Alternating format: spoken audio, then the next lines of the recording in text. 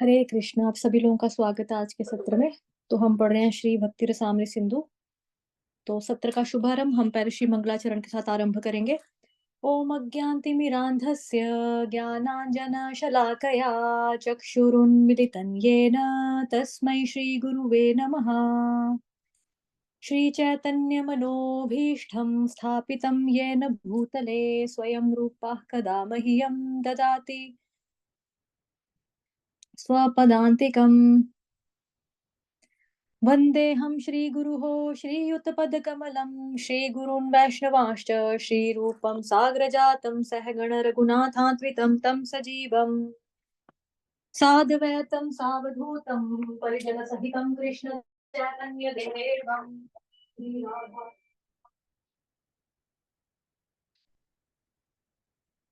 ललिता श्रीविशाखान्वितांश्च नमः। ॐ विष्णुपादाय कृष्णप्रेष्ठाय भूतले श्रीमते भक्ति वेदांत स्वामिन्निति नामिने नमस्ते सारस्वते देवे गौरवाणी प्रचारिणे निर्विशेष शून्यवादी पाश्चात्य देश तारिणे नमो महावदन्याय कृष्ण प्रेम प्रदायते कृष्णाय कृष्ण चैतन्य नाम्ने गोड्विषे नमः। हे कृष्ण करुणा सिंधो दीनबंधो जगतपते गोपेश गोपिका कांत राधा कांत नमोस्तुते तप्त कांचन गौरांगी श्री राधे वृंदावनेश्वरी वृषभानुसुते देवी प्रणमामि हरिप्रिये वाञ्छाकल्पतरुभ्यश्च कृपा सिन्धुभयेव च पतितानां पावनेभ्यो वैष्णवेभ्यो नमो नमः। जय श्री कृष्ण चैतन्य प्रभु नित्यानंद श्री अद्वैत गदाधर श्रीवासादि गौर भक्त वृंद। हरे कृष्ण कृष्ण कृष्ण हरे हरे हरे राम राम राम हरे हरे हरे कृष्ण कृष्ण कृष्ण हरे राम राम राम हरे हरे हरे कृष्ण कृष्ण कृष्ण हरे राम राम राम हरे हरे। गोविंद प्रभु जी प्लीज म्यूट ही रहिए, ठीक है। मेरे पीछे रिपीट करेंगे, जिनके घर में शोर नहीं है सिर्फ वही लोग अपने आप को अनम्यूट करके रिपीट करेंगे। नाना शास्त्र विचारणैक निपुनो सद्धर्म संस्थापको। गाइए।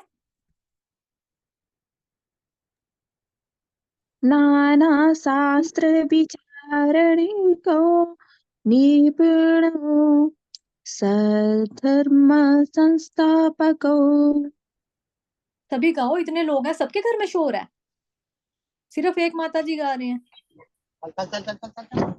लोकानां हितकारिणो त्रिभुवने मान्यौ श्रन्याकरो। लोकानाहितकारिणो त्रिभुवने मान्यो शरण्याकरौ। श्री राधा कृष्ण पदारविंद भजनानंदेन मत्तालिको। श्री राधा राधा कृष्ण पदारविंद भजना नंदेन मत्तालिकौ। वंदे रूप सनात गौर रघुयुगो श्रीजीव गोपाल को।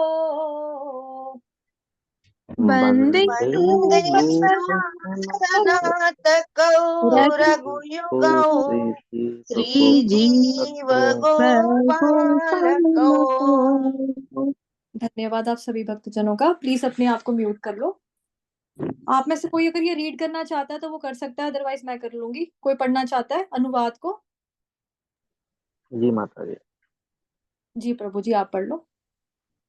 मैं श्री सनातन, श्री रूप, श्री रघुनाथ भट्ट, श्री रघुनाथ दास, श्री गोपाल भट्ट तथा श्री लल जीव इन 6 गोस्वामियों को सादर प्रणाम करता हूँ। ये सभी सनातन धर्म की स्थापना करके जगत का रंजन करने के लिए शास्त्र विचार में निपुण है, इसलिए भी ये त्रिलोकी में मान्य है तथा सब प्रकार से शरण लेने योग्य है, क्योंकि गोपी भाव में निमग्न होकर श्री राधा कृष्ण की दिव्य सेवा में निरंतर है। हरे कृष्ण। हरे कृष्णा। हरि बोल चंदन प्रभु जी के लिए। ठीक है, सभी लोग म्यूट रखेंगे। तो आज हम फर्स्ट अध्याय शुरू करेंगे। भाग 1 का पहला अध्याय है जिसका नाम है शुद्ध भक्ति योग के लक्षण। तो श्रीमद् भागवतम का यहाँ पे पहले ही रेफरेंस दे रहे हैं स्टार्टिंग में। श्रीमद् भागवतम 3rd कैंटो का 29th चैप्टर का 12वां और 13वां श्लोक। ठीक है, श्रीमद् भागवतम उसका तीसरे स्कंध का 29वें अध्याय का 12 और 13 श्लोक संख्या में माता देवहूति को उपदेश करते हुए भगवान कपिल ने शुद्ध भक्ति योग के ये लक्षण बताए हैं। अब आगे जो कह रहे हैं वो कपिल जी कह रहे हैं अपनी माता देवहूति को। हे जननी, जो मेरे शुद्ध भक्त हैं, जिन्हें सकाम कर्म अथवा ज्ञान से कोई प्रयोजन नहीं, उनका चित्त मेरी सेवा में इतना तन्मय रहता है कि वे मुझसे उस सेवा के अतिरिक्त कभी और कुछ अभिलाषा नहीं करते, यहाँ तक कि मेरे धाम में रहने की इच्छा भी वे नहीं करते। तो सबसे पहले जो हमने पढ़ा था, जो ग्रंथराज का इस ग्रंथ का जो वो था परिभाषा सूत्र पढ़ाया था, अन्याभिलाषिता शून्यम ज्ञान कर्मादनावृतम, उसी की बात यहाँ पे हो रही है कि मेरे अतिरिक्त और कुछ भी अभिलाषा नहीं करते। ठीक है, सेवा के अतिरिक्त और कुछ भी अभिलाषा नहीं करते। तो परिभाषा सूत्र ही यहाँ पर आपको देखने को भी मिल रहा है, आगे भी बताते हैं। मुक्ति के 5 भेद हैं। सायुज्य, भगवान से एक हो जाना। सालोक्य, भगवान के लोक में वास। सारूप्य, भगवान के समान रूप की प्राप्ति। साष्टी, भगवान के समान ऐश्वर्य की प्राप्ति।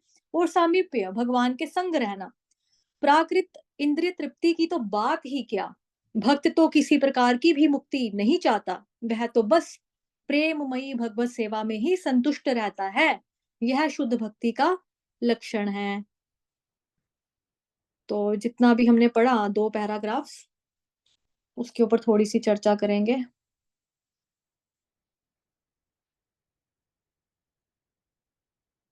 स्क्रीन चेंज हुई?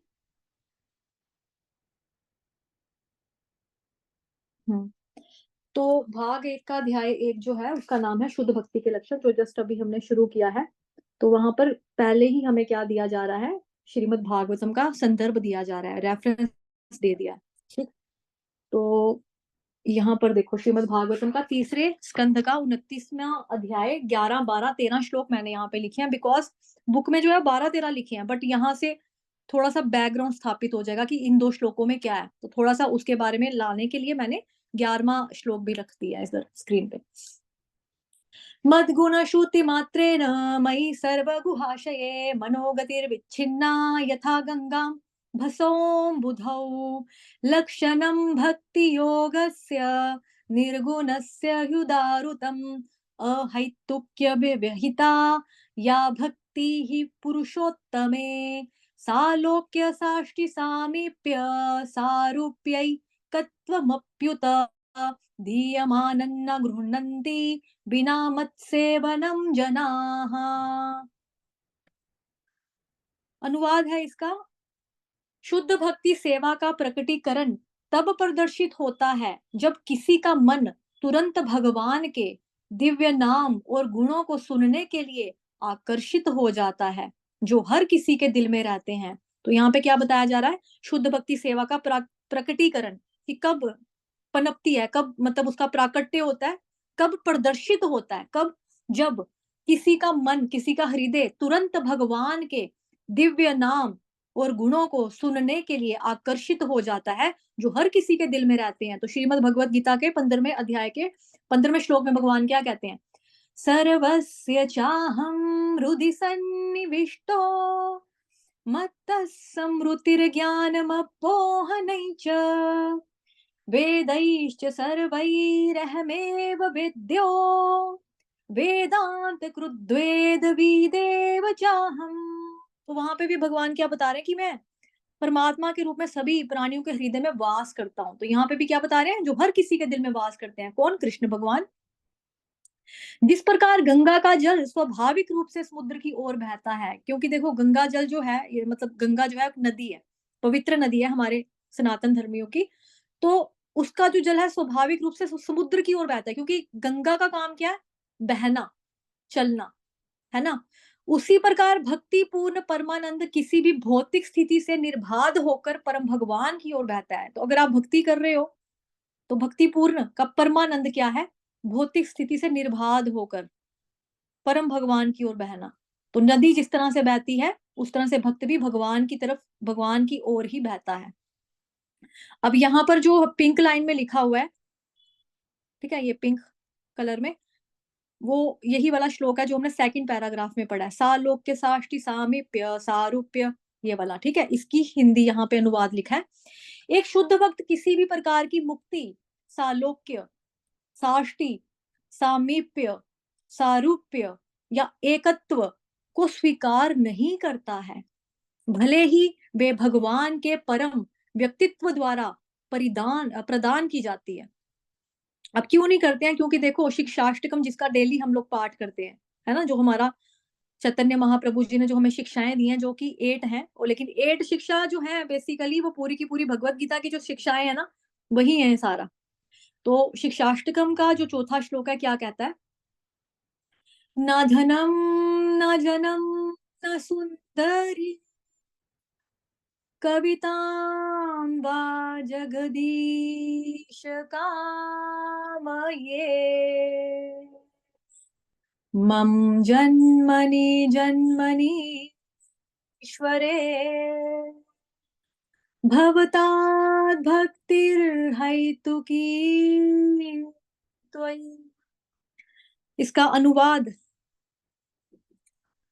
हे सर्वसमर्थ जगदीश, मुझे धन एकत्र करने की कोई कामना नहीं है, ना मैं अनुयायियों, सुंदर स्त्री अथवा प्रशंसनीय काव्यों का इच्छुक हूँ। मेरी तो एकमात्र यही कामना है कि जन्म जन्मांतर तक मैं आपकी अहेतु की भक्ति कर सकूं। तो जो भगवान जी का भक्त है उसके अंदर क्या गुण है कि वो किसी भी चीज की कामना नहीं करता। अभी जो हमने परिभाषा सूत्र पढ़ा है, जिसपे हमने 2 दिन लगाया था, अन्य अभिलाषिता, है ना, वो वाला अन्य अभिलाषिता शून्यम, वही चीज यहाँ पे आ रही। ना धनम, ना पैसा चाहिए, ना जन्म, ना सुंदरी, मतलब कि मुझे कोई ये भी नहीं चाहिए कि मतलब अगर पुरुष है कोई तो हाँ मेरी सुंदर वाइफ हो, कोई स्त्री है तो मेरा कोई हैंडसम हस्बैंड हो, ऐसी कोई भक्त की कामना नहीं है। कोई ऐसा भी नहीं चाहिए कि मैं अगर किसी काम में कुछ अच्छा कर रहा हूं तो मेरी कोई तारीफ की जाए कि भाई आपको बहुत ज्ञान है, आपको बहुत नॉलेज है, आप श्लोक बहुत अच्छे से पढ़ लेते हो, आपको गाना अच्छा, आपकी आवाज अच्छी है, कोई भी आपके अंदर XYZ टैलेंट है तो। और ना ही मेरे को फॉलोअर्स की अभिलाषा है कि लोग मेरे को फॉलो करें, मेरी वाही वाही करें, हाँ जी बहुत अच्छा बहुत अच्छा, कोई बड़ाई भी नहीं चाहता। फिर मैं क्या चाहता हूँ? मेरी तो सिर्फ एकमात्र यही कामना है कि जन्म जन्मांतरों तक मैं आपकी अहेतु की भक्ति कर सकूं, मतलब कि बिना किसी स्वार्थ के भक्ति कर सकूं, अपना कोई इच्छा नहीं है। समर्पण जो होता है, जो प्योर समर्पण होता है एक भक्त का भगवान के प्रति, वो यही होता है कि जब हमारे भौतिक इच्छाएं टोटली जीरो होती हैं और हम भगवान की तरफ शरणागत ले लेते हैं कि भाई अब जो भी है इनको ही करना है। ऐसे देखो हम लोग भी कहेंगे यार हम भी तो भक्त हैं, हमने भी तो शरणागति ले ली भगवान की, हम भी तो उनके ऊपर हो गए डिपेंडेंट। लेकिन पूर्ण शरणागति का मतलब थोड़ा सा हाई लेवल का है, मतलब काफी ज्यादा हाई लेवल का है हम लोगों के अकॉर्डिंगली। तो उसमें क्या, जैसे उसमें जीव जो होता है, जीवात्मा जो होता है, वो अपने बारे में बिल्कुल भी कुछ भी लालसा कामना चाहत कुछ भी ख्वाहिश नहीं होती है, टोटली जीरो। तो वो भगवान के ऊपर पूरी तरह से होता है। अभी हम लोग क्या करते हैं, अपनी भौतिक जगत में हाथ पैर तो मारते हैं ना कुछ करने के लिए, उस कंडीशन में टोटली भक्त जो होता है वो भगवान के ही समर्पण कर चुका होता है कि अच्छा करो बुरा करो, गलत करो, रोटी देनी है तो दो, नहीं देनी है, भूखा रखना तो भूखा ही भजन करूंगा, कुछ भी वो ध्यान नहीं रहेगा सिवाय भक्ति। उसकी इच्छा होगी, जो लेश मात्र भी उसके अंदर कोई कामना नहीं होती, खाली होता है कृष्ण भगवान की सेवा, बस। उसके अलावा और कुछ भी नहीं उसको चाहिए। ठीक। सेव अभी हमारा दामोदर मंथ यानी कि कार्तिक मास चल रहा था, जिसमें हमने दामोदर लीला का पाठ रोज करते थे हम, इसका दामोदर अष्टकम का, उसका जो 7वां श्लोक है, 7वां श्लोक, कुबेरात्मजौ बद्ध मुटैव यद्वत् त्वया मोचितौ भक्ति भजौ कृतौ च तथा प्रेम भक्तिं स्वकामे प्रयच्छ न मोक्षे गृहो मेस्ति दामोदरेह। हे दामोदर, जिस प्रकार अपने दामोदर रूप से ओखल में बंध कर भी नल और कुबेर, नल कुबेर जो धन का राजा कुबेर है, कुबेर के दो पुत्र थे, अगर आपको याद होगा तो इसकी कथा में ऑलरेडी आपको पता है, मैंने भी पढ़ाया था कि कुबेर के दो बच्चे थे, दो पुत्र थे, एक का नाम था नलकुबर और दूसरे का नाम था मणिग्रीव। तो उनको क्या हुआ था, नारद जी का श्राप मिल गया था, बिकॉज उनको कैलाश धाम में कहीं पर भी विचरण करने की शिव जी ने परमिशन दे दी थी कि भाई आप, बट भक्ति के लिए दिया था कि भाई आप भक्ति कर सकते हो और इस पार्क में, इस उद्यान बगीचा जो है इसमें आ सकते हो। लेकिन उन्होंने वहां पे जाकर क्या करना, शराबे पीनी, नशे में धुत रहना, लाल लाल आंखें करनी और मल्टीपल लेडीज स्त्रियों के साथ उन्होंने संबंध बनाए, शारीरिक संबंध जो थे वो स्थापित किए।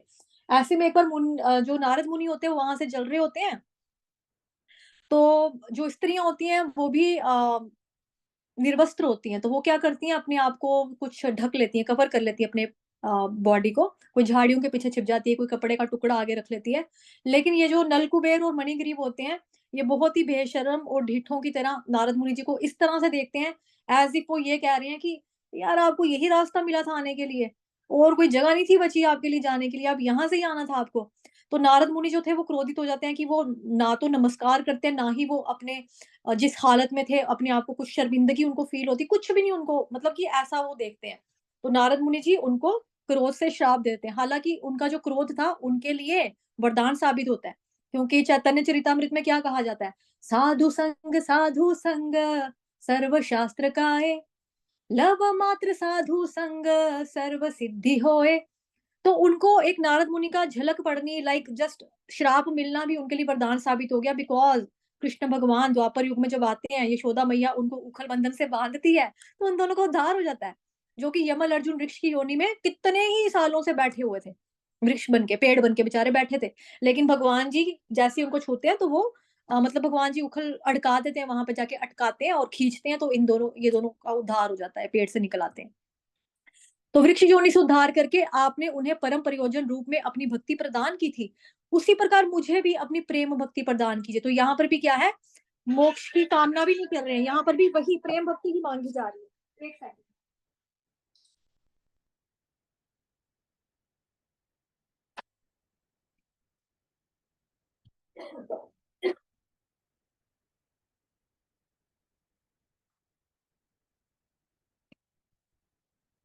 ठीक। तो किसी भी प्रकार के मोक्ष की कामना उनके लिए तनिक भी आग्रह नहीं है। आगे हमने पढ़ा सेकंड पैराग्राफ में कि मुक्ति के 5 प्रकार, तो 5 प्रकार की मुक्ति होती है, ठीक है जी।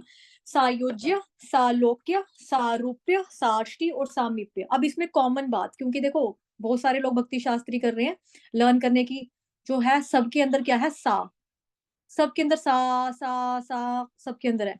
जो हम संगीत भी सुनते हैं, सा रे गामा, तो उधर भी सबसे पहला जो सुर आता है क्या आता है, सा। तो आपको यहाँ से याद क्या रखना है, सा सब में है, ठीक है। उसके आगे हम देखते हैं कि क्या है इसमें। सायुज्य का मतलब होता है भक्त जो होता है भगवान में लीन रहकर आनंद की अनुभूति करता है, ठीक है। सालोक्य क्या होता है कि जीव जो होता है भगवान जी के साथ उनके लोक में ही वास करता है। सारूप्य क्या होता है, जीव भगवान के समान स्वरूप प्राप्त करता है। और साष्टी में भगवान के समान ऐश्वर्य प्राप्त करना साष्टी मुक्ति है। ये मैं तेजी से इसलिए पढ़ रही हूँ बिकॉज ये ऑलरेडी हमने अभी बुक में भी पढ़ा ना, ग्रंथ में, तो मैं थोड़ा सा स्पीड से पढ़ रही हूँ।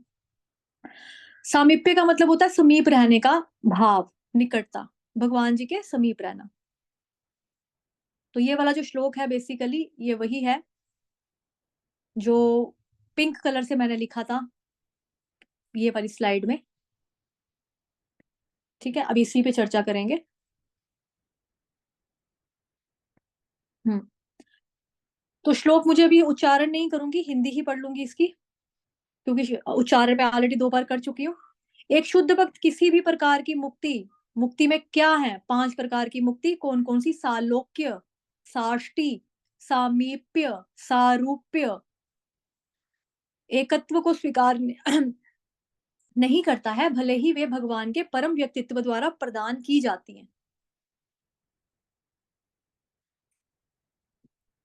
ठीक है। तो यहाँ पर क्या बताया गया, यही चीज बताई है कि जो शुद्ध भक्त होगा उसको किसी भी तरह की मुक्ति की कामना नहीं है। जैसे जो कि अभी हमने श्लोका का वो पढ़ा ना ऊपर, ये शिक्षाष्टकम का पढ़ा, एक 4th श्लोक, और जो हमने अभी पढ़ा दामोदराष्टकम का श्लोक संख्या 7। तो यही चीज है कि ना मोक्षे गृहो में स्थित दामोदर,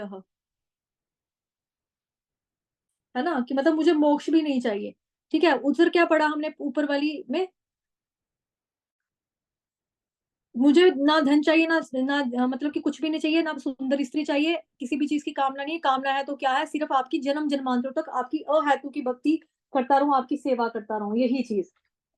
ठीक, तो इससे हमको अभी इसमें जो हमने पढ़ा है अभी तक, उसमें हमने निष्कर्ष क्या निकाला है, इन जो रेफरेंसेस दिए अभी, इसका निष्कर्ष कंक्लूजन क्या निकलता है इसका यही निकलता है कि जो भक्त होता है ना, वो भौतिक इंद्र तृप्ति को तो ठुकराता ही है ना, भौतिक इंद्र तृप्ति तो उसको नहीं चाहिए, लेकिन साथ ही वो 5 प्रकार की जो मुक्तियां जो स्क्रीन पे हम सबके सामने हैं, उनमें से भी किसी भी एक मुक्ति की कामना नहीं करता कि भाई मैं इसमें से कोई एक ही मेरे को मिल जाए तो वो भी ठीक है। सायुज्य, सालोक्य, सारूप्य, साष्टी और सामीप्य, इनकी कामना भी नहीं करता है। तो फिर वो क्या चाहता है, वो चाहता है कि मैं खाली भगवान की प्रेममयी भक्ति, प्रेममयी सेवा करके ही संतुष्ट रहूंगा, बस वो उसी में संतुष्ट रहता है। यही हमारा क्या है, शुद्ध भक्ति का लक्षण है। तो आगे चलते हैं अभी, शुद्ध भक्ति का लक्षण ये हो गया। वापस बुक पे आएंगे, जितना अभी तक पढ़ा था उतना एक्सप्लेन कर दिया, अब आगे पढ़ते हैं।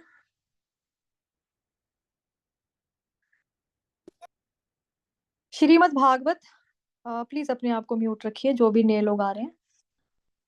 श्रीमद् भागवत से उद्धृत कपिल देव के उपरोक्त वाक्यों में शुद्ध भक्ति की यथार्थ स्थिति के साथ ही भक्ति योग के सामान्य लक्षणों का भी विवेचन है। श्री रूप गोस्वामी ने शास्त्र प्रमाण के आधार पर भक्ति के लक्षणों का आगे वर्णन किया है। वे कहते हैं कि शुद्ध भक्ति योग के 6 लक्षण हैं। अब 6 लक्षण क्या क्या है, वो पहला लक्षण बता रहे हैं कि शुद्ध भक्ति कलेश अग्नि है, अर्थात सभी प्रकार के प्राकृत क्लेशों को तत्काल शांत कर देती है। सेकंड, शुद्ध भक्ति शुभदा है, सभी प्रकार से कल्याण करने वाली है। थर्ड, शुद्ध भक्ति अपने आप में अपरिमेय दिव्य आनंद में स्थित कर देती है। फोर्थ, शुद्ध भक्ति परम दुर्लभ है, यानी कि बड़ी मुश्किल से मिलती है। शुद्ध भक्ति मोक्ष को भी तुच्छ बनाने वाली है। सिक्स क्या है, शुद्ध भक्ति श्री कृष्ण आकर्षणी है, अर्थात श्री कृष्ण को भी आकर्षित करने का एकमात्र साधन है। और एंड में लिखा है इन्होंने इस पैराग्राफ के अंत में, श्री कृष्ण सर्वाकर्षक हैं, क्योंकि कृष्ण का मतलब क्या होता है, मोस्ट अट्रैक्टिव, सर्वाकर्षक भगवान श्री कृष्ण है। लेकिन परंतु शुद्ध भक्ति उन्हें भी अपनी ओर आकृष्ट करने वाली है। भाव यह है कि शुद्ध भक्ति श्री कृष्ण से भी अधिक दिव्य बलवती है, यानी बलवान है। कारण, रीजन क्या है, क्योंकि वो श्री कृष्ण की अंतरंगा शक्ति है। अलादनी शक्ति, अंतरंगा शक्ति कौन है, श्रीमती राधिका रानी जी। ठीक है, तो हमने अभी तक जो पढ़ा ये वाला पैराग्राफ, अब हम इसको थोड़ा डिस्कस करते हैं।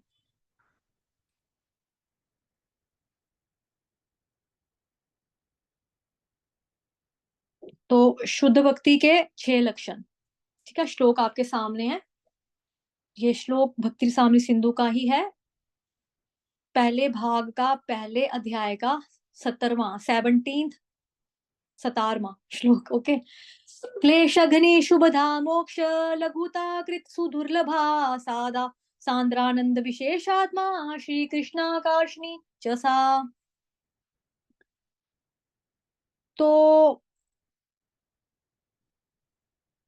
इसमें हम देखते हैं आगे शुद्ध भक्ति के 6 लक्षण, क्लेशघ्नि, शुभदा, सांद्रानंद विशेषात्मा, सुदुर्लभा, मोक्ष लघुता और श्री कृष्णाकर्षणी। तो जो क्लेश अग्नि है उसके बारे में क्या बताया कि भौतिक क्लेशों से हमको राहत देने वाली है। शुभता के बारे में क्या बताया कि शुद्ध भक्ति समस्त कल्याणों का शुभारंभ करने वाली है। सांद्रानंद विशेषात्मा के बारे में, शुद्ध भक्ति दिव्य आनंद प्रदान करने वाली है। और सुदुर्लभ, शुद्ध भक्ति मुश्किल से प्राप्त होती है, बहुत ही विरले लोगों को, मतलब कम लोगों को। मोक्ष लघुता, भक्ति जो है वो शुद्ध भक्ति जो है बेसिकली वो मोक्ष के विचार को भी तुच्छ विचार मानने वाली है कि यार मोक्ष भी क्या है, जैसे अभी पढ़ा हमने, है ना। श्री कृष्णाकर्षणी, कृष्ण को भी आकृष्ट करने वाले का एकमात्र ही साधन है। तो अभी यहाँ पर आप देख लो रेड पेन से यानी कि रेड इंक से मैंने लिखा और कुछ कर्ली ब्रैकेट्स भी बनाई हुई है। तो जो क्लेश अग्नि और जो शुभदा है ये दोनों आती है साधना भक्ति में, ठीक है। आगे जो सांद्रानंद विशेष आत्मा सुदुर्लभ है ये भाव भक्ति में आती है, और है जी जो मोक्ष लघुता और श्री कृष्ण आकर्षणी ये प्रेमा भक्ति में आती है, ठीक।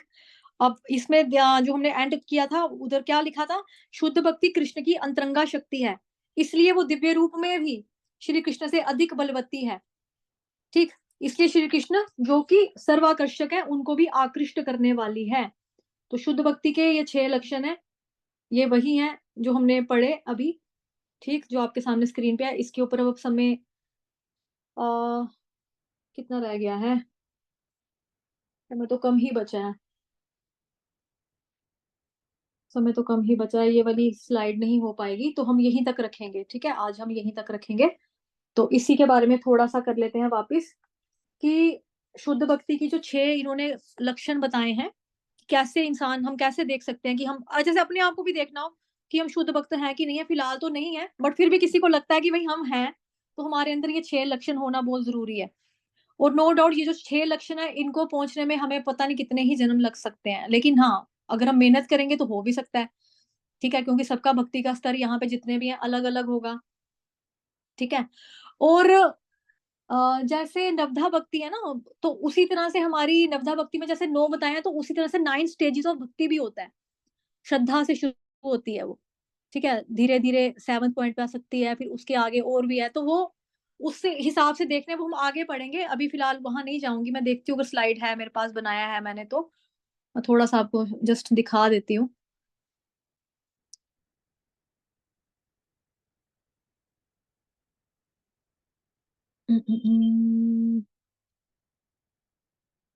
ये देखो, श्रद्धा से प्रेम तक, भक्ति के 9 स्तर होते हैं, श्रद्धा से प्रेम स्तर, प्रेम तक, ठीक है।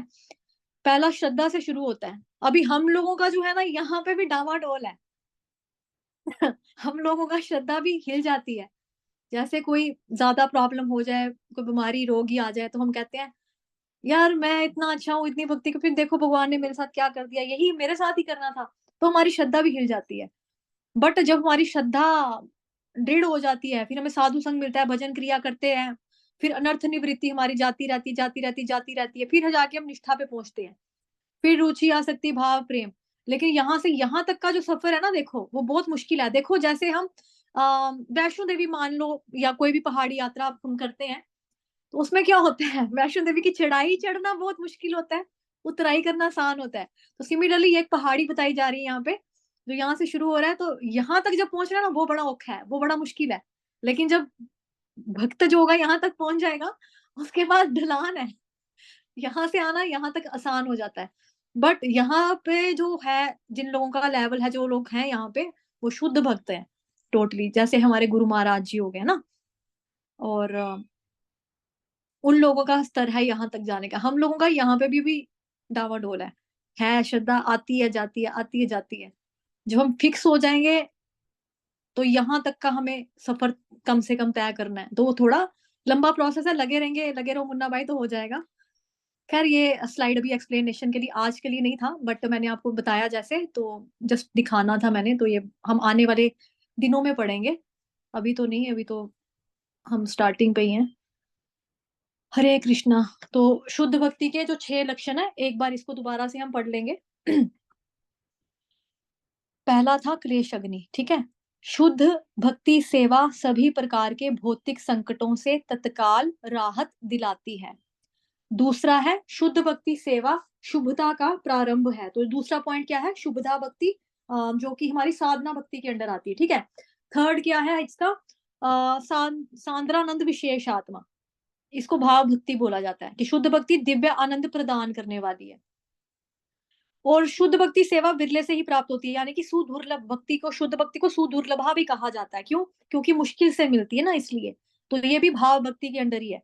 तो बहुत ही विरले लोगों को, बहु नाम जन्म नावंते, याद होगा आपको भगवत गीता का श्लोक है, फिर उसके बाद है जी 5 पढ़े।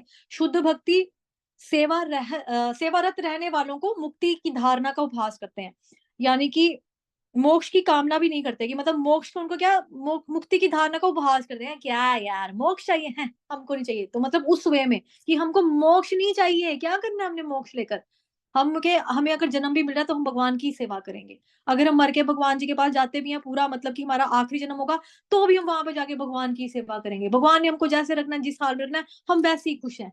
बस हमको भगवान की भक्ति ही रखनी है, भगवान की भक्ति हम करते रहें करते रहें करते रहें, सेवा करते रहें, बस हमको और कुछ चाहिए ही नहीं है। तो उनका अन्याभिलाषिता शून्यम ज्ञान कर्मादिनावृतम वही वाला हिसाब है टोटली, जो कि इस ग्रंथ का परिभाषा सूत्र है।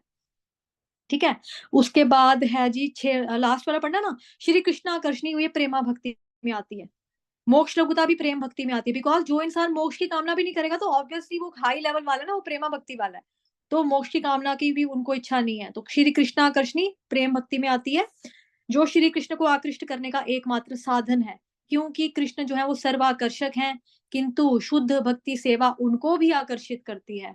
इसका अर्थ है कि शुद्ध भक्ति सेवा पारलौकिक रूप से स्वयं कृष्ण से भी अधिक शक्तिशाली है, बिकॉज वो श्री कृष्ण की आंतरिक शक्ति है। तो ये हमने अभी यहाँ तक पढ़ा, ठीक है जी। हरे कृष्णा। आप लोगों से रिक्वेस्ट है कि आप में से कुछ लोग लेट आ रहे हैं, प्लीज अगर समय पे आएंगे तो अच्छा होगा, ठीक है ना, अच्छा होगा समय पे अगर आएंगे तो प्लीज समय से आइए। 3 बार हरे कृष्ण महामंत्र का उच्चारण करेंगे सभी लोग मिलकर। सभी अपने आप को अनम्यूट कर लो प्लीज। हरे कृष्ण कृष्ण कृष्ण कृष्ण हरे कृष्ण हरे, हरे हरे हरे हरे हरे हरे राम हरे राम राम राम राम राम हरे हरे हरे हरे हरे हरे कृष्ण कृष्ण कृष्ण कृष्ण कृष्ण कृष्ण हरे हरे हरे हरे हरे हरे राम राम हरे हरे राम राम राम राम राम राम हरे हरे हरे हरे हरे हरे कृष्ण कृष्ण कृष्ण कृष्ण कृष्ण हरे हरे हरे हरे हरे हरे राम राम हरे राम राम राम राम हरे हरे